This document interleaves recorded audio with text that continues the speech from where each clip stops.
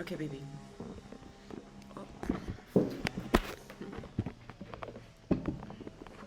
you wanted me to ask you about Prabhahar. Prabhahar. Okay.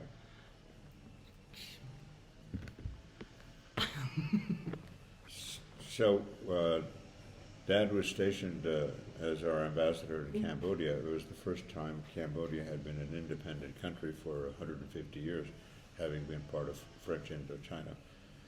And French archaeologists had done a very good job of scouring all of Cambodia, finding remnants of the great Khmer Empire. There's a capital city called Angkor Wat, which is a huge temple complex. You're talking about an area certainly the size of Manhattan. Um, and then the French had pretty much retreated to the capital city of Phnom Penh, which lies along the Mekong River. And further upstream from Phnom Penh, the Mekong forms a great lake called the Tonle Sap. And that Tonle Sap is an interesting lake along the river because depending on the monsoons and the rains and such, the river flows in both directions. In dry times, it sort of fills the Tonle Sap, and when there's an awful lot of rain, there's so much rain downstream from that lake that it flows back into the lake. And it creates a strange ecology of some fish types that are unique. And there's a version of the freshwater sturgeon, like you find in the Caspian Sea, that is an enormous fish. I mean, you're talking about a fish that's 12 feet long. It's a freshwater fish, and but it's big. We have a fish in the United States in some of the Great Lakes called the gar, G-A-R. That is, again, a huge fish. So that's kind of interesting. But the French pretty much collapsed their interest to the capital, Phnom Penh, and foreigners who worked in the country of Cambodia rarely went much further than, it's like people at the United Nations who will tell you they know the United States and they've never been beyond Manhattan at the airport. But Dad read all the books he could put his hands on in the late 1800s, early 20th century, from the French anthropologists and archaeologists, and discovered there was a temple complex that Khmer people had built on the mountains that described the border between Thailand and Cambodia. That was called Pravehar. And so they decided to mount an expedition from Phnom Penh, the Cambodian side, to this border region with Thailand where Pravehar was located. And this literally involved arranging for the USAID folks to take their jeeps out into the jungle and hack and hew till they finally got cars to a village that was near the base of this mountain ridge, and hack out a landing strip that the embassy attaché in Saigon's Cessna 182 could land at, and eventually all that was done. And we flew from Phnom Penh with Dad, myself, and a wonderful Foreign Service officer who Dad respected and admired very much, who was his political officer, called Martin Hertz. And we landed at this village where, I remember as a small child, one of the curiosities is that the village chief was spoken to in terms of awe by all the children my age, who said that the fascination about this particular village chief was that he never drank water, ever. No one had ever seen him drink water. He drank Coca-Cola, he drank orange pop, he loved Fanta, you know, but never water. And it was almost as though you said, this person eats glass. And, you know, you'd go like, that's not possible, but a similar kind of terms of awe and surprise they would describe the village chief who never drank water. So did you fly there with your dad?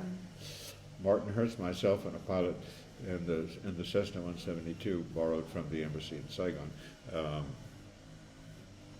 Saigon had, after all, been the headquarters not only of South Vietnam as its capital, but also the headquarters of the High Commissioner of France, who ran this three-country colony known as French Indochina. And so we flew to this village, and the chief noticed a bunch of little boys surrounding me, nodding toward him and jabbering excitedly, and so he reached behind him into a cooler and pulled out a bottle of Fanta Orange Pop and held it out to me. And they were all very impressed, like, oh, he must like you. The chief is conferring to you magic potion, and you think of something far more mystical than either the Amazon basin or Africa, instead of which it's it's a manufactured European item, it's just, I've got something special for you. It shows you a pencil. Okay. We then drove for, was a good 4 or 5 hours through incredible terrain. This is mildly hilly, but the main feature is that it rains a hell of a lot, so that you have a rich jungle. There's a beautiful Toyota ad of an impossible part of the world to drive through, which is, of course, Panama, particularly south of the Panama Canal. And Toyota had an ad where they show a U.S. Army livery in terms of paint job and numbers and a big white star on the doors. And it says, many vehicles can get you there, we can bring you back. And, a Toyota Land Cruiser would have been the vehicle for its country. It's very muddy and very wet, so the soil isn't, you're in four-wheel drive a lot, just otherwise you would get stuck. And we found ourselves eventually in a clearing that had been cut out for us from the jungle. I mean, people had felled trees and things. It was really quite impressive. And there was a great jumbling staircase, the sort of thing you might have seen if you were trying to, conquer the United States Capitol on the southern portico.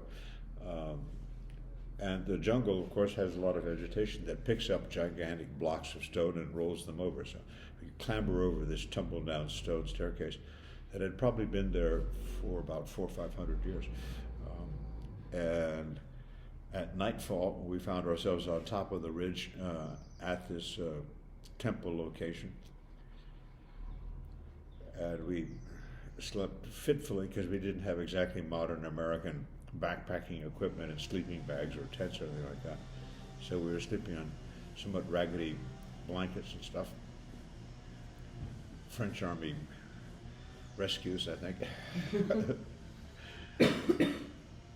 And in the morning, Martin Hertz created a most incredible little fire with it. What he insisted was twigs. I've never built a fire like that very often since, but we had hot coffee and we had some fried eggs. That was great.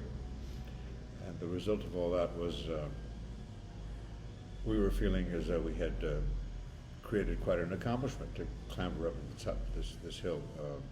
It's a little bit like climbing up to the ridge here. There. I mean, We've done that. Substantial. With horses, we've done that. Yeah, but I'm actually talking about the ridge line you see when you're looking at. So there's a couple of 1,000 feet vertical ascent. And it's pretty tiring.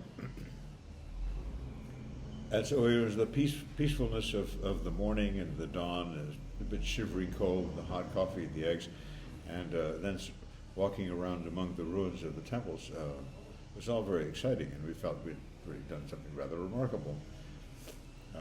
And there was no account in recent years, and let's say in the last 50 or 60 years, of Europeans going to Pravi-Har from the Cambodian side.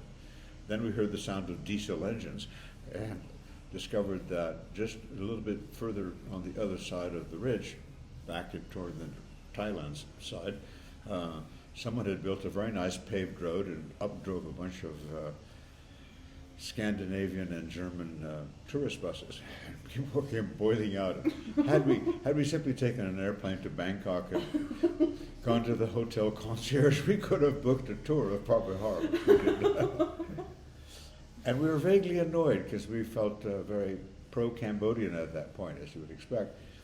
And the result was that it was like these ties were encroaching into Cambodian historic sites, behaving as though it was theirs. You're probably taking stuff home. Wait, I've got to That was stop very this lovely. so I can upload it.